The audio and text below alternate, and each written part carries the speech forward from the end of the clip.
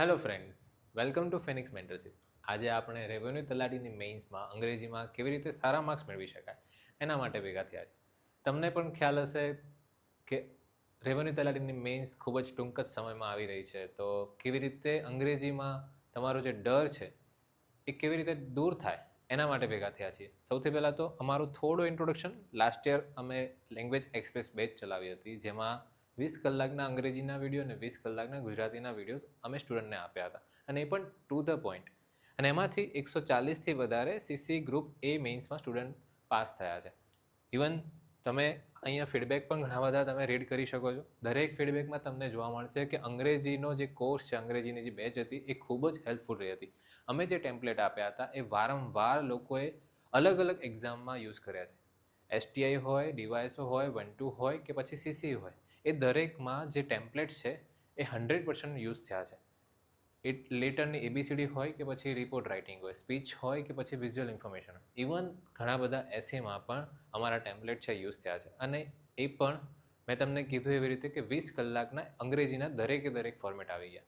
Even તમે અહીંયા જોઈ શકો છો, આ અમે નથી બોલતા પરંતુ ટોપર બોલે છે. તમે અહીંયા જોઈ શકો છો, સીસી ગ્રુપ એમાં મુખ્ય પરીક્ષામાં ભાષા માટે મેં કોર્સ સબસ્ક્રાઇબ કર્યો હતો. અંગ્રેજીના પેપર માટે આપનું કન્ટેન્ટ વિશેષ લાભદાયી રહ્યું હતું. સેમ એવી રીતે તમે આમનો પણ જોઈ શકો છો કે એક જ મહિનાની ટૂંકી તૈયારીમાં નોકરીની સાથે તૈયારી કરીને સીસી ગ્રુપ એમાં પસંદગી મળી છે. સેમ તમે જોઈ શકો છો, અહીંયા પણ લેંગ્વેજ પેપર બોથ કે ઇંગ્લિશ અને ગુજરાતી માટે ફિનિક્સ મેન્ટરશિપ લીધી હતી અને દરેકમાં હેલ્પફુલ થયું હતું. મતલબ કે મેઇન્સ, સીસી મેઇન્સ હોય કે ડીવાયએસઓ મેઇન્સ હોય, દરેક તમે ફીડબેક રીડ કરી શકો છો. આવા ઘણા ફીડબેક છે જેમાં અલગ અલગ જે ટોપર છે, અલગ અલગ જે પાસ આઉટ સ્ટુડન્ટ છે, એમને અમને રિવ્યૂ આપે છે, અમને ફીડબેક આપે છે. અને એ પણ જ્યારે પાસ થયા પછી તમે અહીંયા જોઈ શકો છો કે દરેક તમારા કોર્સમાંથી આ છે ને અમારો એક યુનિક ફીડબેક છે, જે કદાચ રેરલી બીજા ઇન્સ્ટિટ્યૂટમાં જોવા મળે છે, કે બીજાના મોબાઈલમાંથી વિડીયોઝ જોયા હતા, પોતે અમારા સ્ટુડન્ટ પણ ન હતા, પરંતુ પાસ થયા પછી એમને લાગ્યું કે ફિનિક્સ મેન્ટરશિપ તરફથી જે મેન્ટરશિપ મળી છે, જે વિડીયોઝ મળ્યા છે, એમના લીધે એમને સક્સેસ મળી છે. તો એમને પછી ફીડબેક પણ આપ્યો છે અને પછી ફોટોગ્રાફ પણ અમને આપ્યો છે. ઇવન તમે અહીંયા પણ જોઈ શકો છો, ઇંગ્લિશ મારું સારું નહોતું, બટ તમારા બધા જ વિડીયો બહુ કામ આવ્યા. 50%થી વધારે માર્ક્સ આમાં આવ્યા છે. અને આ બધા વિડીયો મેં તમને કીધું એવી રીતે કોઈ લોંગ વિડીયો નથી, પરંતુ 20 કલાકના વિડીયો છે. 20 કલાકના વિડીયોમાં દરેક ફોર્મેટ આવી ગયા. હું તમને જણાવું કે લેટરનો માત્ર ને માત્ર 50 મિનિટનો વિડીયો છે, અને લેટરનો વિડીયો જે છે એ અમારો સૌથી પ્રખ્યાત થયો છે. હું તમને હજુ પણ ફીડબેક બતાવી શકું છું. ઇવન તમે અહીંયા જોઈ શકો છો કે ફર્સ્ટ ટાઈમ અમારી મેઇન્સ હતી, પરંતુ જેવી રીતે લેંગ્વેજ બેચમાં અમે જે મટીરિયલ પ્રોવાઈડ કર્યું, જેના લીધે સીસી ગ્રુપ એમાં પાસ થયા છે. તમે અહીંયા પણ જોઈ શકો છો કે ફિનિક્સ મેન્ટરશિપ દ્વારા માર્ગદર્શન માટે હું દિલથી આભાર માનું છું. પ્રથમ વખત લેખિત સીસી ગ્રુપ પાસ કરી, ટુ ધ પોઈન્ટ કન્ટેન્ટ અમારું હતું. કોઈ અનનેસેસરી કન્ફ્યુઝન નહીં, કોઈ અવોઇડેડ અથવા તો પછી જેટલી બી અમારી સ્ટ્રેટેજી હોય છે કે નો મિસ ઇન્ફોર્મેશન, નો ઓવર ઇન્ફોર્મેશન. કે જ્યારે પણ અમે ઇન્ફોર્મેશન આપીએ છીએ ત્યારે અમે વિચારીએ છીએ કે શું સ્ટુડન્ટને આ એક્ઝામમાં યાદ આવશે કે નહીં. કારણ કે ઘણીવાર એવું હોય છે કે વધારે મટીરિયલ ભેગું કરવામાં અથવા તો પછી તમને એવું લાગતું હોય છે કે આ મટીરિયલ છે, જોરદાર છે, ધારદાર છે, પરંતુ શું એ તમને એક્ઝામમાં કામ આવે છે ખરી? કામ જ ના આવે તો એ મટીરિયલને શું તમે યુઝ કરી શકશો, એક્ઝામમાં યુઝ કરી શકશો ખરી? એટલે અમે જે કન્ટેન્ટ આપ્યું હતું, ટુ ધ પોઈન્ટ આપ્યું હતું. આ એટલા માટે કહી રહ્યા છે કે તમે આ વિડીયો જુઓ. એક કહેવાય ને કે એક ભાઈ તરીકે, એક મેન્ટર તરીકે હું તમને થોડી ઘણી જે સલાહ 20 દિવસ અથવા તો 22 દિવસ માટે આપી શકું છું, કે જે તમે તમારી રીતે એપ્લાય કરશો તો ક્યાંક અંશે જે 40%નો જે તમારો પાસિંગ માર્ક્સ છે એ તમે મેળવી શકશો. ઇવન તમે અહીંયા જોઈ શકો છો, કોઈ પણ તમે જોઈ લો, your mentorship help me a lot in DYS and CC group, specially in language paper. તમે અહીંયા પણ જોઈ શકો છો કે ઇંગ્લિશમાં 68.5 માર્ક્સ આવ્યા છે ડીવાયએસઓમાં. ઇવન આમનો ફીડબેક જુઓ કે માત્ર 15થી 20 દિવસમાં જ લેંગ્વેજ પરની જે ગ્રીપ એટલી સારી થઈ ગઈ કે મોર દેન 50% માર્ક્સ સ્કોર કર્યો. ઇવન આપણા જે રેન્ક 3 છે એ પણ આપણી ઇન્સ્ટિટ્યૂટમાં ઇંગ્લિશના કોર્સમાં એમને એનરોલ કર્યું હતું. ઇવન એમના તમે જોઈ શકો છો કે ઇંગ્લિશનો કોર્સ મેં ક્લાસ 1-2 માટે લીધો હતો. મને બહુ જ સારું કન્ટેન્ટ લાગ્યું. આ ઇંગ્લિશ મને 1-2માં પણ ખૂબ કામ લાગ્યું. સેમ એવી રીતે તમે અહીંયા જોઈ શકો છો કે 2023માં એમને ડીવાયએસઓ મેઇન્સ આપી, પરંતુ અંગ્રેજીમાં 40 માર્ક્સ હતા. પરંતુ 2024માં જે ડીવાયએસઓ આપી એમાં 52+ ને સીસીઈમાં લગભગ 60 જેવા માર્ક્સ એમને ગેઇન કર્યા છે. તો આ બતાવે છે, અમે નથી બોલતા, પરંતુ સ્ટુડન્ટ જ હવે બોલે છે કે અમારો જે બેચ છે, અમારી જે કોર્સ છે, એ કેટલો સ્ટુડન્ટને હેલ્પફુલ રહ્યો હતો. મેં તમને કીધું ને કે અમે ક્યારેય કોઈ જ ઓવર ઇન્ફોર્મેશન નથી આપી, મિસ ઇન્ફોર્મેશન નથી આપી. અમે ક્યારેય કોઈ ન્યૂઝપેપરમાંથી બેઠા ડાયરેક્ટ આર્ટિકલ નથી આપ્યા અને તમને એવું નથી કીધું કે તમે આ રીડ કરી લો. પરંતુ જે લાગ્યું કે તમને હેલ્પફુલ થઈ શકે છે, તમારા એક્ઝામમાં તમને યાદ આવી શકે છે ને, એવું જ કન્ટેન્ટ આપ્યું છે. તમે અહીંયા ઘણા બધા હજી પણ ફીડબેક તમે જોઈ શકો છો કે 25 દિવસ બાકી હતા અને મેં તમારો કોર્સ લીધો ને આજે રેવન્યુ ડિપાર્ટમેન્ટમાં વર્ક કરે છે. સેમ એવી રીતે તમે આમનું પણ જીગર ગાનવીતનું પણ જોઈ શકો છો, મયુરુબેનનું પણ તમે જોઈ શકો છો. એવી રીતે ઇવન આ પણ જુઓ, પ્રવીણ સરનું એવું છે કે 22 દિવસ બાકી હતા પરંતુ લેંગ્વેજ માટે કાંઈ જ નહોતું કર્યું. પરંતુ જ્યારે ફિનિક્સ સાથે જોડાયા, ફિનિક્સ મેન્ટરશિપ સાથે જોડાયા, તો એ પણ સીસી ગ્રુપ એમાં લેંગ્વેજમાં સારા માર્ક્સ એમને પણ મેળવ્યા છે. ઇવન હજુ પણ ઘણા બધા ફીડબેક છે જે તમે રીડ કરી શકો છો. બધા ફીડબેક રીડ કરવા મારા માટે પણ ઇમ્પોસિબલ છે. તમે અહીંયા પણ જોઈ શકો છો કે ઇંગ્લિશમાં જે સીસી ગ્રુપ એમાં એમને જે યુઝફુલ થયું હતું એમના માટે એક આખો મોટો ફીડબેક આપ્યો છે. સેમ એવી રીતે વૈભવ ભાઈએ પણ મોટો ફીડબેક આપ્યો છે કે જે તમને જો ઝૂમ કરીને દેખાતો હોય તો તમે જોઈ શકો છો. આ બધા ફીડબેક એક્ઝામ પછી આવેલા છે. તમે અહીંયા પણ જોઈ શકો છો. ઇવન જીતેનભાઈનો જે ફીડબેક છે, અમે આ જે બેચ છે, મેં તમને કીધું એમ 20 કલાકના માત્ર વિડીયો અમે પ્રોવાઈડ કર્યા હતા અને ડીવાયએસઓ હોય કે સીસી હોય કે 1-2 એ દરેક એક્ઝામમાં ખૂબ જ કામ આવ્યા છે. ડીવાયએસઓમાં પણ 14 કરતાં વધારે ડીવાયએસઓ અમારી મેન્ટરશિપ હેઠળ પાસ થયા છે. અને ઇવન સીસીમાં ખાસ કરીને કહી શકાય કે 140થી વધારે એક જ બેચમાંથી, લેંગ્વેજ એક્સપ્રેસ બેચમાંથી કોઈ એકેડમીમાંથી પાસ થયા હોય તો એ માત્ર ફિનિક્સ એકેડમીમાંથી છે, કે કોઈ એક બેચમાંથી. આમાં એ નથી કે અમે બીજી કોઈ પ્રીવિયસ જે બેચ હતી એમાંથી જ અમે ડેટા લઈને પછી અહીંયા તમને મૂક્યા છે, પરંતુ આ એક જ બેચમાંથી અમે લેંગ્વેજ એક્સપ્રેસ બેચ છે, અમારી ફર્સ્ટ બેચ હતી, એમાંથી જ આજે 140 જે સ્ટુડન્ટ પાસ થયા છે એનું લિસ્ટ મૂક્યું છે.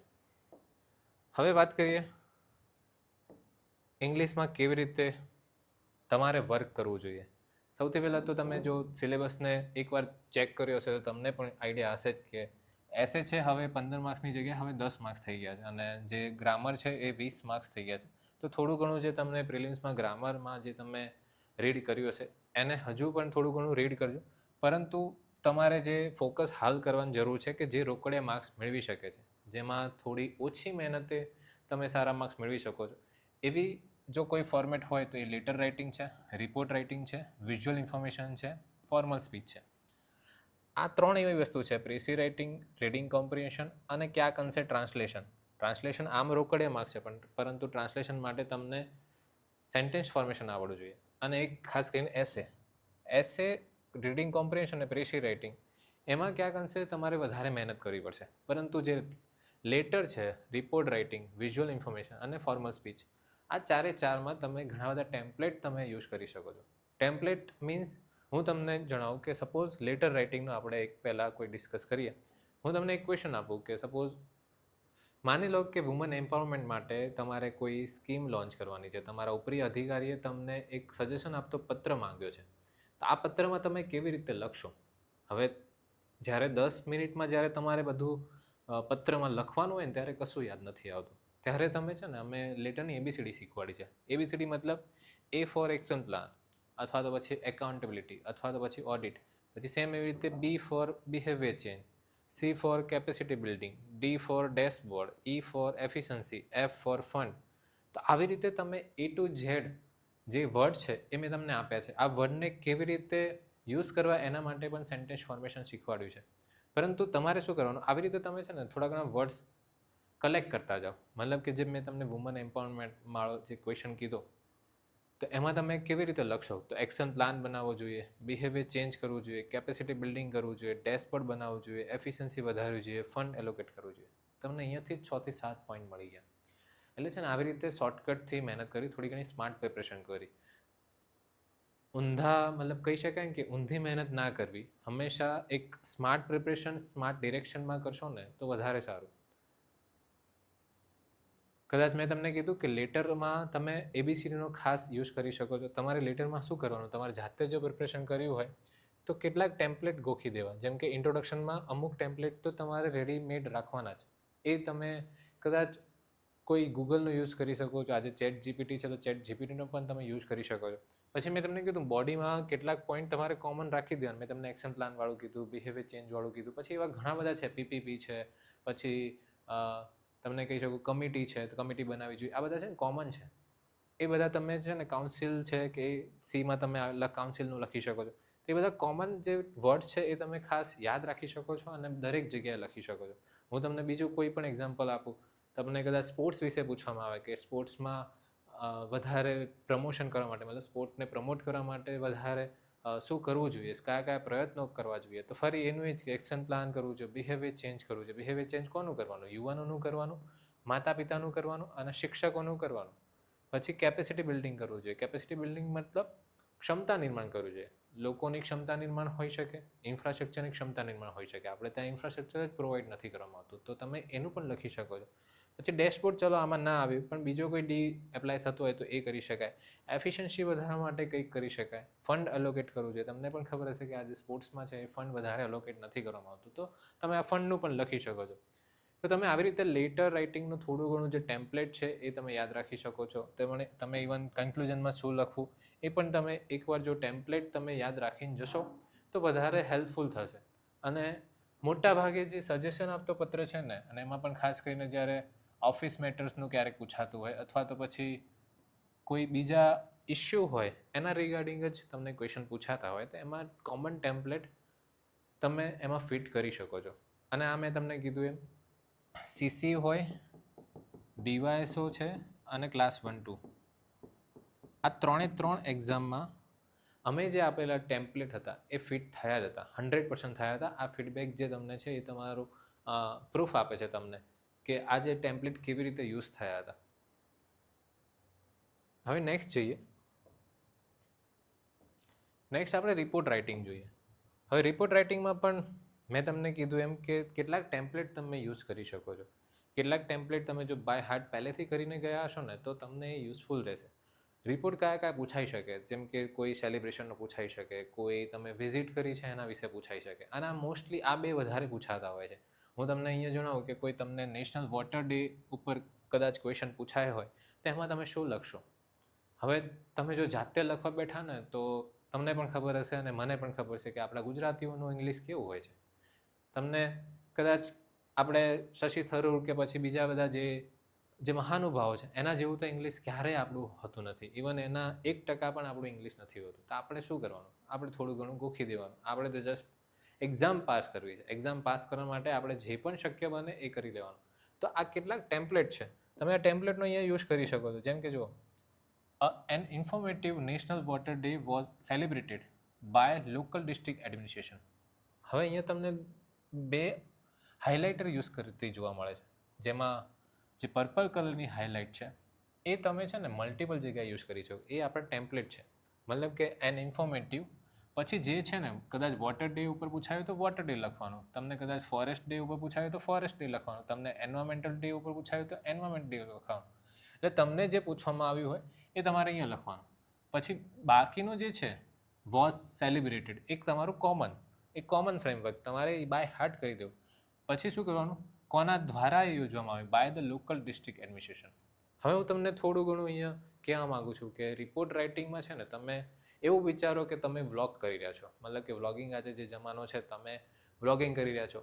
તો તમે જ્યારે વ્લોગિંગ કરતા હોય ને કોઈ પ્લેસની મુલાકાત લીધી હોય તો તમે તમારા વિડીયોમાં શું બોલશો કે મેં આવી રીતે કોના દ્વારા, મતલબ કોની સાથે મેં મુલાકાત લીધી, ક્યાં મુલાકાત લીધી ને ક્યારે મુલાકાત લીધી. તમે ઘણીવાર નથી બોલતા કે આજ સવારમાં આજના મતલબ ઉત્તરાયણના પર્વ નિમિત્તે હું અહીંયાથી નીકળી ગયો અને કોની સાથે નીકળ્યો. તો એ બધું તમે જે વ્લોગિંગમાં ક્યારેક તમે જોયા જશે, આવા વ્લોગ બધા જોતા જ હોય. તો એ જ છે, એ જ રિપોર્ટ રાઇટિંગ છે કે કોના દ્વારા, કોની સાથે, ક્યારે અને શા માટે આ જે કાર્યક્રમ છે એનું આયોજન થાય છે એ લખવાનું છે. પછી થીમ શું છે, એની થીમ શું છે, કેટલા લોકો હાજર થયા છે એ જ દર્શાવવાનું છે. આને ફક્ત ઇંગ્લિશમાં દર્શાવવાનું છે. ઇંગ્લિશમાં પણ અમુક જે ટેમ્પલેટ છે તમે જો યાદ રાખશો કે આવા જે એન ઇન્ફોર્મેટિવ પછી day was celebrated by the, મતલબ કોની સાથે તો કોના દ્વારા થયું છે તો એ, અને કોની સાથે તો અલોંગ વિથ ધ એનજીઓ. અહીંયા તમને હું કદાચ ફટાફટ લાગતો હશું, પરંતુ કદાચ અમારા જે બેચમાં છે એમાં મેં સિમ્પલ રીતે દરેક ગુજરાતી સેન્ટેન્સ સાથે ચલાવ્યું છે. જો તમારે જોઈન થવું હોય તો હજુ પણ દિવસો છે, તમે કરી લેશો. પાસ્ટ યર પણ ઘણા બધા સ્ટુડન્ટે 15 દિવસ પહેલાં પણ બેચ પરચેસ કરી હતી, તો એમને પણ સક્સેસ મળી છે. જો તમારે પણ સક્સેસ જોઈતી હોય, એવું નથી કહેતો કે અમારો કોર્સ પરચેસ કરશો તો જ તમને સક્સેસ મળશે, પરંતુ એક રાઇટ ડિરેક્શન મળશે. તમે જે અત્યારે અંધાધૂન પ્રિપરેશન કરી રહ્યા હોય અથવા તો મિસ ઇન્ફોર્મેશન અથવા તો ઓવર ઇન્ફોર્મેશનથી મિસગાઈડ થતા હોય, તો એ મિસગાઈડ નહીં થાવ. અહીંયા તમે જુઓ, મેં તમને કીધું એમ તમે આ બધા ટેમ્પલેટ યુઝ કરી શકો છો. કોના દ્વારા, કોની સાથે, મતલબ અલોંગ વિથ એનજીઓ. તો તમારે પછી એનજીઓના નામ યાદ રાખી દેવાના. તમારે એક એન્વાયરમેન્ટનું એનજીઓનું નામ રાખી દેવાનું. પછી કોઈ પોલિટિકલ કોઈ એવું એનજીઓ હોય તો એ વધારે યાદ રાખ્યું. એક સોશિયલ એનજીઓ, ખાસ કરીને વુમન અથવા તો ચાઇલ્ડ રિલેટેડ જે વર્ક કરતા હોય એવા જે એનજીઓ છે એનું નામ તમારે ખાસ યાદ રાખી દેવાનું. કારણ કે કદાચ કોઈ ચાઇલ્ડ રિલેટેડ, ચિલ્ડ્રન રિલેટેડ કોઈ એક્ટિવિટીમાં તમારે પાર્ટિસિપેટ કરવાનું થયું, તો એમાં તમે આ જે એનજીઓ છે એનું નામ તમે લખી શકો છો. પછી જો કેવી રીતે લખવામાં આવ્યું છે કે અલોંગ વિથ ધ એનજીઓ, પછી XYZ, તમારે જે પણ એનજીઓ જે આપણી થીમ મુજબ, આપણો જે ટોપિક છે એના મુજબ તમારે લખવાનું. ઇન XYZ સિટી, તમારે અહીંયા જે પણ સિટી તમે ઉપર લખી છે અથવા તો તમે જે પણ સિટીમાં તમે પાર્ટિસિપેશન કરી રહ્યા છો એનું તમારે લખવાનું છે. ઓન, પછી તમારે ડેટ લખવાની છે. હવે ટેમ્પલેટ થયું. મેં તમને કીધું ને, કોઈ પણ ક્વેશ્ચન પૂછાય તો આનું આ જ લખવાનું, એન ઇન્ફોર્મેટિવ, પછી XYZ day was celebrated by, પછી XYZ along with NGO ABC in XYZ city on something something date. પછી સેમ આ પણ તમારે થોડું ઘણું યાદ રાખી દેવાનું કે આ ક્યારે અને શા માટે યોજવામાં આવી હતી. The event dedicated to raising awareness about water conservation and access to clean water had the theme water for prosperity and peace. હવે આ એક ટેમ્પલેટ થયું. આના સિવાય પણ તમે ઘણા બધા ઇન્ટ્રોડક્શનના ટેમ્પલેટ યાદ રાખી શકો છો. અમારી બેચમાં આ ફર્સ્ટ પેરેગ્રાફ છે એને પણ અલગ અલગ રીતે કેવી રીતે તમે લખી શકો છો એના વિશે ભણાવવામાં આવ્યું છે. તમે કોઈ પણ એક જે ટેમ્પલેટ છે એ યાદ રાખી દેજો. તમે કદાચ, હું કહું છું, મેક્સિમમ 2 ટેમ્પલેટ યાદ રાખી શકો છો. કારણ કે ઘણીવાર એવું થતું હોય છે કે તમને એક ટેમ્પલેટ ક્યાંક યાદ ના આવે પણ બીજું ટેમ્પલેટ યાદ આવી જાય, તો એના માટે તમે 2 ટેમ્પલેટ યાદ રાખી શકો છો. હવે તમને પણ ખબર હશે કે તમે જ્યારે આવી રીતે રિપોર્ટ રાઇટિંગ લખતા હોય, અહેવાલ લેખન લખતા હોય, તો એમાં કેવી રીતે તમારી જે કાર્યક્રમ છે એની આખી વિસ્તૃત વર્ણન કરવાનું કે તમે ત્યાં જઈને શું જોયું. તો શરૂઆત કેવી રીતે થતી હોય તમને પણ ખબર છે. કાર્યક્રમની શરૂઆત મુખ્ય મહેમાનથી થતી હોય. મુખ્ય મહેમાન પછી દીપ પ્રાગટ્ય કરે. તો એ જ બધું લખવાનું છે કે કેવી રીતે ઇવેન્ટ સ્ટાર્ટ થઈ, અને ગેસ્ટની માહિતી થોડી ઘણી લખી દેવાની કે મિસ્ટર ચેતસ પૂજારા, જે distinguish cricketer from Gujarat and Rajendra Singh, renowned waterman of India, inaugurated the day with prayer to God, Mother Goddess Saraswati at 8 AM. તો આવી રીતે તમે લખી શકો છો. લાઈક મેં તમને કીધું કે થોડા ઘણા જે ટેમ્પલેટ છે ને એ યાદ રાખતા જજો. જે પર્પલ હાઇલાઇટ કરીને જે અહીંયા દર્શાવવામાં આવ્યું છે એ આપણા ટેમ્પલેટ છે. તમે ચેતસ પૂજારાની જગ્યાએ તમે કોઈ પણ ક્રિકેટર પણ લખી શકો છો, કોઈ તમે એક્ટ્રેસ અથવા તો એક્ટરનું નામ પણ તમે લખી શકો છો. પછી જે એક્ટિવિટી રિલેટેડ, જે આપણને એક્ઝામમાં પૂછવામાં આવ્યું છે એના રિલેટેડ કોઈ રિનાઉન્ડ પર્સન હોય એ તમારે લખી દેવાના. મતલબ કે કોઈ પ્રખ્યાત હોય, કોઈ એવા સારા એવા જે કહી શકાય એવા ફિલન્થ્રોપિસ્ટ હોય, તો એના તમે જો નામ લખશો, એના થોડા ઘણા તમે 2-3 નામ તમારે યાદ રાખી દેવાના અને પછી અહીંયા ચિપકાવી દેવાના. ખાસ કરીને હું તમને કહું છું કે ફક્ત ચિપકાવવાની જ ગેમ છે. અમુક ટેમ્પલેટ યાદ રાખો, અમુક ટેમ્પલેટ ગોખીને જાઓ, અને વારંવાર આની જો પ્રેક્ટિસ કરશો તો એક્ઝામમાં તમને આ યાદ આવી જ જશે.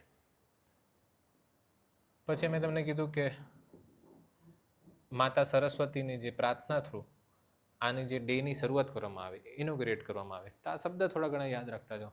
પછી તમે ઘણીવાર જોયું હશે કે ઘણા બધા ફંક્શનમાં ઘણી બધી એક્ટિવિટી થતી હોય. એક્ટિવિટીઝ રેલી થતી હોય, પછી બાયસાઇકલ રેલી હોય, કે પછી વક્તૃત્વ સ્પર્ધા હોય, કે પછી આવી રીતે ચીફ ગેસ્ટની સ્પીચ જોવા મળતી હોય, વેલિડેશન જોવા મળતું હોય, ફ્લેગ માર્ચ જોવા મળતું હોય. તો આવી ઘણી બધી એક્ટિવિટીઝ તમે છે ને તમારા આન્સરમાં લખી શકો છો. આવી અસંખ્ય, મતલબ લગભગ 15 થી 20 એક્ટિવિટીઝ છે એ મેં તમને સેન્ટેન્સ ફોર્મેશન સાથે બેચમાં ચલાવી છે. તો તમે અહીંયા પણ જોઈ શકો છો કે a young participant symbolizing the importance of youth engagement in water conservation effort was honored by a chief guest. હવે આ આપણું ટેમ્પલેટ થયું. ટેમ્પલેટ યાદ રાખતા જાઓ. કદાચ બીજો કોઈ ક્વેશ્ચન પૂછાય, હું તમને કદાચ તમને લખવા આપું કે વોટર ટેકનોલોજીકલ ડે ઉપર કદાચ ક્વેશ્ચન પૂછાય, અથવા તો પછી બીજા કોઈ પણ ડે ઉપર, એન્વાયરમેન્ટલ ડે ઉપર કદાચ તમને ક્વેશ્ચન પૂછાય, તો તમે આનું આ જ બધું લખશો. An informative national environmental day was celebrated by XYZ along with the NGO in XYZ city, પછી the event dedicated to raising awareness about, પછી સેમ હેડ ધ થીમ, પછી થીમ જે પણ લખવી એ તમે લખી શકો છો. આ થીમ કેવી રીતે લખવી એ પણ મેં તમને અમારા જે બેચમાં છે એમાં તમને શીખવાડ્યું છે. પછી ગેસ્ટની માહિતી તમારે લખી દેવાની, ત્યાં શું શું કરવામાં આવે એ લખી દેવાનું. તમે અહીંયાથી આ ટેમ્પલેટ ડિરાઈવ કરી શકો છો.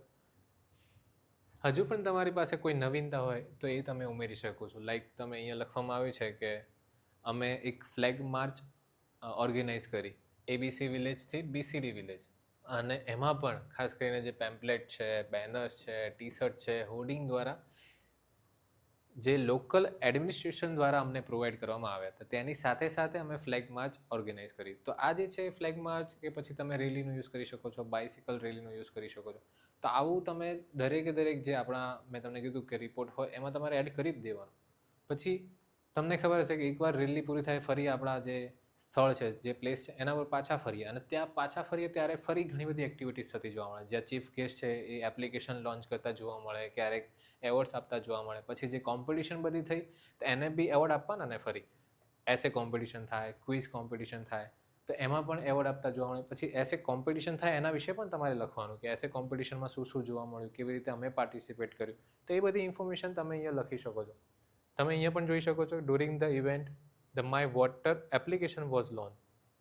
હવે મેં તમને કીધું અહીંયા આપણો જે રિપોર્ટ છે એની થીમ અહીંયા પકડવામાં આવી છે. હવે માની લો કે કોઈ ટેકનોલોજીકલ ડે ઉપર પૂછાય તો એની થીમ તમારે લખવાની, મતલબ એની જે એપ્લિકેશન છે એનું કંઈક નામ લખવાનું. પછી માની લો કે ફોરેસ્ટ ઉપર કદાચ કંઈક તમને રિપોર્ટ પૂછાય તો the forest, my forest application launch થઈ. તમે કોઈ પણ નામ લખી શકો છો, એવું નથી કે માય ફોરેસ્ટ લખવાનું. તમને જે મન ફાવે એ તમે નામ લખી શકો છો. હવે આ કેવી રીતે બન્યું ને, મેં તમને આ જે અમારા જે કોર્સ છે એમાં પણ મેં શીખવાડ્યું છે કે તમે છે ને આઈએનજીનો ઉપયોગ ખાસ કરી શકો છો. મતલબ કે આવી રીતે during the event the my water application was launch, પછી અલ્પવિરામ કરીને તમે આઈએનજીનો ઉપયોગ કરીને વાક્યને કન્ટિન્યુઅસ બનાવી શકો છો.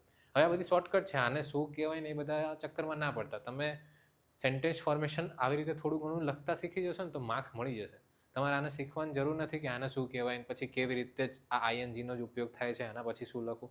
આપણે ફક્ત એટલું જ જોવાનું કે અલ્પવિરામ પછી આ આઈએનજીનો જે ઉપયોગ કરીને તમારો જો સેન્ટેન્સને તમારે લોંગ બનાવવો હોય, કોમ્પ્લેક્સ બનાવવો હોય તો તમે બનાવી શકો છો. પછી એવોર્ડ્સ આપવામાં આવે. Awards for also distributed to recognise the best practices within the community. હવે આ કોમન છે, કોઈ પણ રિપોર્ટ પૂછાય તો આ તો લખી જ દેવાનું. મેં તમને કીધું ને કે કોઈ પણ ક્વેશ્ચન ટેકનોલોજીકલ પૂછાય, કે પછી એન્વાયરમેન્ટલ ડે ઉપર પૂછાય, ફોરેસ્ટ ઉપર પૂછાય, કે પછી બીજા કોઈ પણ ગુડ ગવર્નન્સ ઉપર પૂછાય, તો પણ તમે આ જ લખવાનું કે award were also distributed to recognise the best practices within the community. આમાં કોઈ જ ચેન્જ નહીં. પછી એડિશનલી આ બધા છે ને એ લિંકર છે. આ બધા લિંકર ખાસ યાદ રાખવાના. તમારા જે રિપોર્ટ અથવા તો એસેમાં છે ને આ તમને બહુ જ યુઝફુલ થશે. તમારા જે ફ્લો છે એને ખાસ મેન્ટેન રાખશે આ. Additionally online essay competition on water conservation was conducted. આ પણ તમે એસે કોમ્પિટિશન, ક્વિઝ કોમ્પિટિશન, આવા અલગ અલગ થીમ છે ને, ઘણી બધી એક્ટિવિટીઝ છે એ તમારે બાય હાર્ટ કરી દેવાની. તમને લાગે કે આ મારે એડ કરવી છે તો એડ કરી દેવાની. ઘણી બધી એક્ટિવિટીઝ છે ને એ કોર્સમાં કરાવી છે, અને એ પણ સેન્ટેન્સ ફોર્મેશન સાથે, અને એ પણ ધીમે ધીમે, કોઈ જ ઉતાવળથી નહીં કે ફક્ત હું બોલી ગયો એની સાથે સાથે પ્રેક્ટિસ કરાવી છે, અને ગુજરાતીમાં ટ્રાન્સલેશન સાથે દરેકે દરેક એક્ટિવિટીઝને લર્ન કરાવી છે. એટલે જો તમારે પણ આવું બધું લર્ન કરવું હોય તો ડિટેલ કોર્સ આપણા એપ્લિકેશન ઉપર અવેલેબલ જ છે, આપ અવેલ કરી શકો છો. પછી લાસ્ટમાં તમે કન્ક્લુઝન લખી શકો છો. કન્ક્લુઝનમાં પણ સેમ આવું પણ લખી શકો છો કે in conclusion participants took an oath pledging their commitment to water conservation efforts and sang the national anthem, reaffirming their dedication to ensuring access to clean water for all citizens. હવે યાદ રાખી દેવાનું, ભલે તમને થોડું ઘણું અઘરું લાગતું હોય, પરંતુ આ જે સેન્ટેન્સ છે એ તમે મલ્ટિપલ જગ્યાએ યુઝ કરી શકો છો. આવા કન્ક્લુઝન બીજા ઘણા બધા લખી શકાય છે. બીજા તમને લાગતું હોય કે તમે અલગ ટેમ્પલેટ તમે યુઝ કરી શકો છો, તો યસ યુ કેન, મતલબ તમે કરી શકો છો. હજુ પણ તમને હું બતાવું કે બીજા ઘણા બધા જે એક્ટિવિટીઝ છે, ઘણા બધા જે કન્ક્લુઝન છે, એ બેચમાં મેં તમને કીધું એમ કરાવ્યા છે. જો બેચ પરચેસ કર્યું હોય અને ઇવન રેવન્યુ તલાટી માટે જીએસના પણ લેક્ચર, જે ફાસ્ટ ટ્રેક લેક્ચર છે, એ તમારે જોવા હોય તો આપણી ફિનિક્સ મેન્ટરશિપની એપ્લિકેશનમાં એ અવેલેબલ છે, જેની પ્રાઇસ છે 1499. મેં તમને કીધું એમ લાસ્ટ યર એક જ બેચમાંથી 14+ ડીવાયસો સ્ટુડન્ટ ને 140થી વધારે સીસી ગ્રુપ એના સ્ટુડન્ટ પાસ થયા છે. એટલે અમારા ઉપર ટ્રસ્ટ રાખજો. અમે કોઈ જ એક્સ્ટ્રા ઇન્ફોર્મેશન નથી આપતા કે જેથી સ્ટુડન્ટને એક્ઝામમાં એ એક્સ્ટ્રા ઇન્ફોર્મેશન અથવા તો ઓવર ઇન્ફોર્મેશન છે એ વધારે યાદ ન આવે.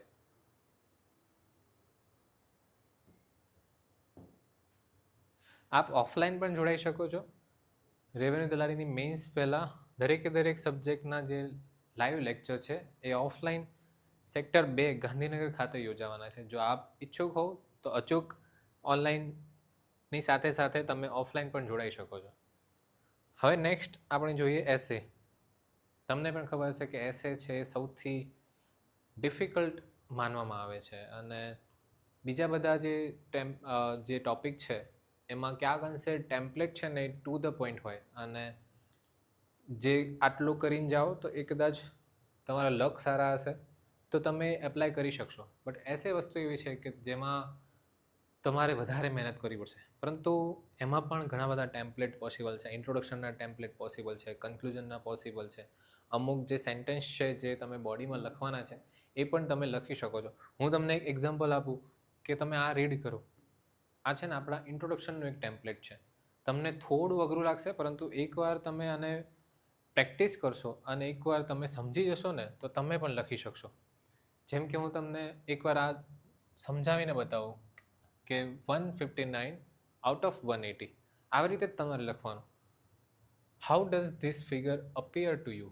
તમને આ ફિગર કેવી દેખાય છે? આવા ક્વેશ્ચન માર્ક કરવાના. એસે વસ્તુ એવી છે કે જેમાં તમે સિમ્પલ સેન્ટેન્સ લખશો ને તો એ વધારે એટ્રેક્ટિવ નહીં રહે. તમારા જે પેપર ચેકર છે એ તમને વધારે માર્ક્સ નહીં આપી શકે, અને તમારે વધારે માર્ક્સ ગેઇન કરવો હોય ને તો આવા કેટલાક સેન્ટેન્સ ફોર્મેશન આવે, સ્ટોરી આવે, એનેક્ડોટ આવે, પછી કોટ આવે. એનો જો તમે ઉપયોગ કરશો, જો એનો તમે યુઝ કરશો તો તમારા જે સ્કોરિંગ, તમારા જે માર્ક્સ સ્કોર થવાની વધારે સંભાવના રહેશે. પછી નેક્સ્ટ છે, if this is a score in a test the individual has done a pretty good job. મતલબ કે તમારે 180માંથી 159 માર્ક્સ આવ્યા હોય તમારી ટેસ્ટ સિરીઝમાં, તો એનો મતલબ એવો થયો કે તમે ખૂબ સારું પ્રદર્શન કર્યું છે. પણ if this is a rank in a class the person is in the bottom third of the class. મતલબ કે જો આ રેન્ક હોય, મતલબ કે તમારો જે ક્લાસરૂમમાં રેન્ક આવ્યો હોય એ 180માંથી 159 હોય, તો એનો મતલબ શું થયો કે તમે ક્યાંક અંશે થોડા ઘણા ઠોઠની જે કેટેગરી છે એમાં આવો છો.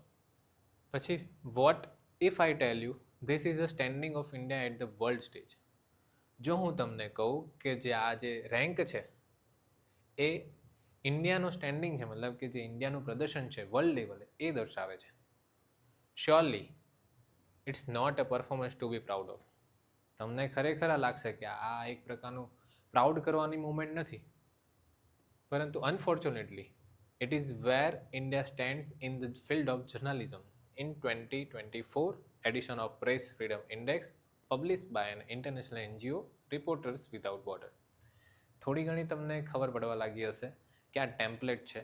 તમે આના આ જે આ છે ને આપણી જે ઇન્ડેક્સ આવતી હોય કરંટ અફેરમાં, ઘણી બધી જે આપણી હંગર ઇન્ડેક્સ આવતી હોય, બીજી બધી ઇન્ડેક્સ આવતી હોય, તો એમાં આપણને રેન્ક આપવામાં આવે કે આપણો 180માંથી કયો રેન્ક છે તો એ દર્શાવવામાં આવે છે. તો અહીંયા જે 2024માં પ્રેસ ફ્રીડમ ઇન્ડેક્સમાં આપણો રેન્ક 159માં હતો.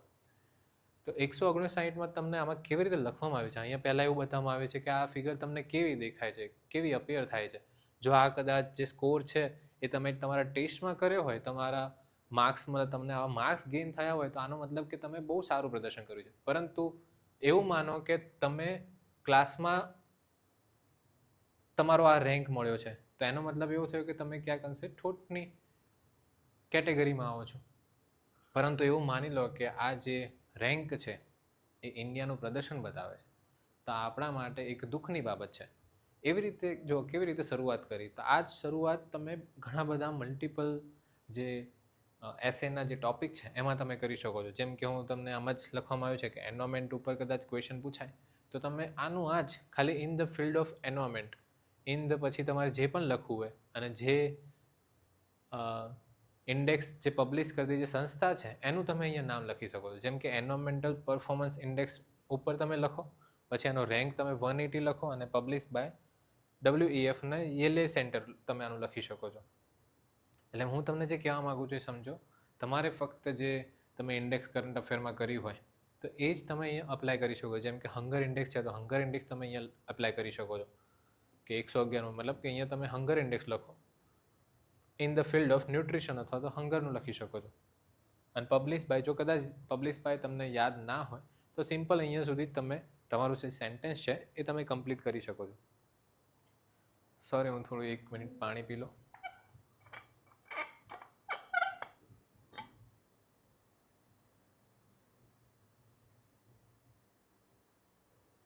તમને આઈડિયા આવી રહ્યો છે કે કેવી રીતે આપણે ઇન્ટ્રોડક્શન લખવાનો ટ્રાય કર્યો. અહીંયા ફક્ત તમારે જે ટોપિક છે ને, મતલબ કે જે ઇન્ડેક્સ છે એને જ ફક્ત તમારે ચેન્જ કરવાનું, બાકીનું ઓલમોસ્ટ સેમ રાખવાનું. એટલે જે ઉપરની જે હાઇલાઇટ છે ને એમાં તમે જો હંગર ઇન્ડેક્સ લખી દો, મતલબ જે યલો હાઇલાઇટ છે એમાં હંગર ઇન્ડેક્સ લખી દો તો તમારું ઇન્ટ્રોડક્શન રેડી થઈ ગયું. તમે કોઈ પણ ઇન્ડેક્સ રિપોર્ટમાં છે ને આ સેમ ટુ સેમ લખી શકો છો. મતલબ જે તમે ઘણીવાર આપણે જે કરંટ અફેરમાં રીડ કરતા હોય તો એ તમારે ઇન્ડેક્સ યાદ કરવાની, એક જગ્યાએ નોટ ડાઉન કરી દેવાનો અને પછી એનો ટોપિક કયો છે અને ટોપિક રિલેટેડ કદાચ એસેમાં પૂછાય તો તમારે લખી જ દેવાનું. હવે આવા ઘણા બધા ટેમ્પલેટ છે ને એ તમે રેડી કરી શકો છો. પછી કેટલાક જે સેન્ટેન્સ છે ને એ તમારે સેન્ટેન્સ ફોર્મેશન માટે ખૂબ કામ આવશે. જેમ કે આ જુઓ કે MSME are the backbone of our economy. આ ખાસ યાદ રાખવાનો, બેકબોન છે ને એ તમે મલ્ટિપલ જગ્યાએ યુઝ કરી શકો છો. જ્યારે એસે પૂછાય, કદાચ રિપોર્ટ પૂછાય ત્યારે પણ તમે લખી શકો છો, સ્પીચ પૂછાય ત્યારે પણ તમે આ લખી શકો છો. એટલે ખાસ આ જે શબ્દો છે ને બેકબોન મતલબ કે કરોડરજ્જુ છે, એ છે ને તમારા બાય હાર્ટ તમારે કોઈ પણ જે ફોર્મેટ પૂછાય તો એમાં આવા 3-4 શબ્દો છે ને એ તમારે ખાસ યાદ કરીને જવા. પછી આવો વાઇટલ રોલ, પિવટલ રોલ, તો આવા જે રોલ છે એ પણ તમારે બધા ખાસ કરી દેવા. ભાઈ આ કેવી રીતે લખવામાં આવે છે ને એ ખાસ જોજો. And they play a vital role in creating employment opportunities and boosting economic growth. હવે ફરી એકવાર કહું છું કે કેટલીક વાર છે ને તમારે સેન્ટેન્સ ફોર્મેશન તમારે થોડું ઘણું છે ને સેન્ટેન્સ પરથી શીખવાનું. મતલબ અહીંયા તમે જોઈ શકો છો કે and they play a vital role, પછી ઇનનો ઉપયોગ કરવામાં આવે અને પછી આઈએનજીનો ઉપયોગ કરીને આખું સેન્ટેન્સ કમ્પ્લીટ કરવામાં આવે છે. ઇવન અહીંયા પણ જુઓ આઈએનજીનો ઉપયોગ કર્યો છે. તો તમે પણ આવા બધા શબ્દો છે એની પ્રેક્ટિસ કરતા રહેજો. આ બધા શબ્દોમાં હજુ પણ ઘણા બધા ટેમ્પલેટ બની શકે છે જે બેચમાં પ્રોવાઈડ કરવામાં આવે છે, પરંતુ તમારે તમારી રીતે જાતે કરવા હોય તો આવા કેટલાક જે શબ્દો છે એ શબ્દોની પ્રેક્ટિસ કરવાની.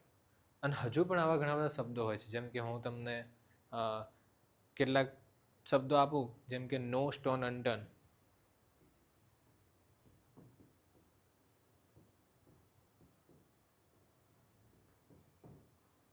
મતલબ કે કોઈ કચાશ ન રાખવી. હવે આ શબ્દો છે ને એ પણ તમે ઘણી બધી જગ્યાએ યુઝ કરી શકો છો. મતલબ government has left no stone unturn, મતલબ કે તમારે કદાચ સ્પીચમાં લખવું હોય કે સરકારે કોઈ કચાશ ન રાખી તો તમે આવી રીતે લખી શકો government has left no stone unturn in something something અથવા તો ફોર સમથિંગ સમથિંગ. તમે આ બધા જે નો સ્ટોન અનટર્ન છે તો એ તમે મલ્ટિપલ જગ્યાએ યુઝ કરી શકો. તમે એસેમાં પણ યુઝ કરી શકો. જ્યારે કન્ક્લુઝનની ઉપરની લાઇનમાં જ્યારે તમે સરકારના પ્રયત્નો લખતા હોય ત્યારે આવા શબ્દો યુઝ કરી શકો છો. ઇવન લેટરમાં પણ આવા શબ્દો યુઝ કરી શકો છો. એટલે આવા જે સેન્ટેન્સ છે, ઇડિયમ્સ છે, એ તમે ખાસ બાય હાર્ટ કરી દેજો. એટલે આવી રીતે તમે છે ને અમુક એસેના ટેમ્પલેટ, એસેના કન્ક્લુઝન તમે રેડી કરી શકો છો.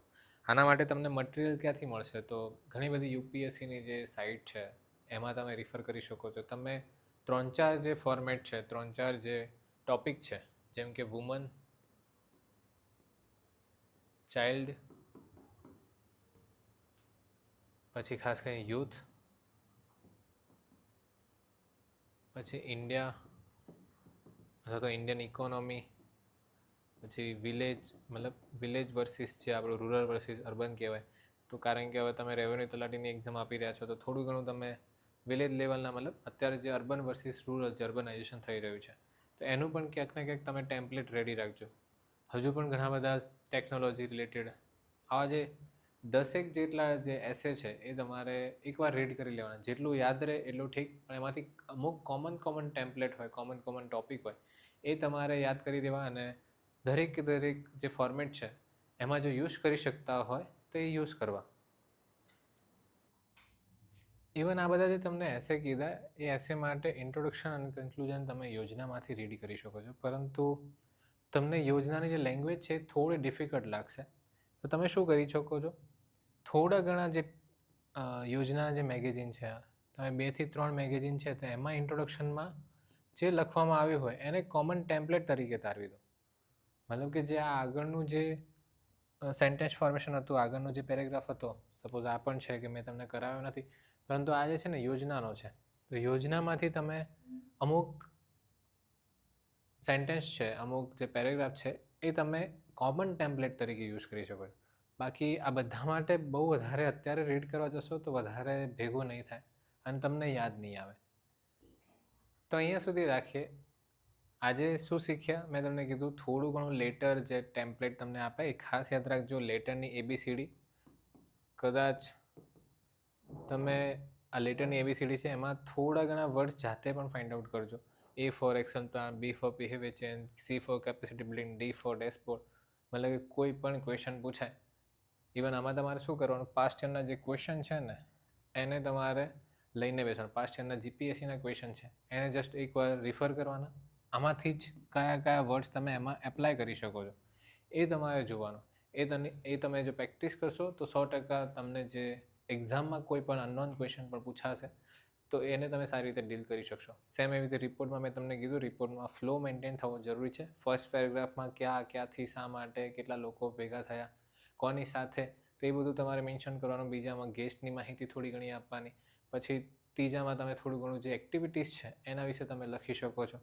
એ પછી ફ્લેગ માર્ચ હોય કે પછી બાઇસિકલ રેલી હોય કે પછી કોઈ બીજી જે એપ્લિકેશન લોન્ચિંગનું હોય કે પછી વક્તૃત્વ સ્પર્ધાનું હોય, કોઈ એક્ટિવિટીઝ હોય જેમ કે એસે કોમ્પિટિશન હોય, ક્વિઝ કોમ્પિટિશન હોય, એનું તમે લખી શકો છો. લાસ્ટમાં કન્ક્લુઝન તમે લખી શકો છો. સેમ એવી રીતે તમે એસેમાં પણ ઘણા બધા જે ઇન્ટ્રોડક્શન છે એને ટેમ્પલેટ થ્રુ તમે પ્રિપરેશન કરી શકો છો. નેક્સ્ટ લેક્ચરમાં આપણે વિઝ્યુઅલ ઇન્ફોર્મેશન, સ્પીચ અને બીજા જે ફોર્મેટ છે એમાં કેવી રીતે સ્માર્ટ પ્રિપરેશન કરી શકાય એના વિશે ચર્ચા કરીશું. તો અહીંયા સુધી રાખીએ છીએ. Thank you so much.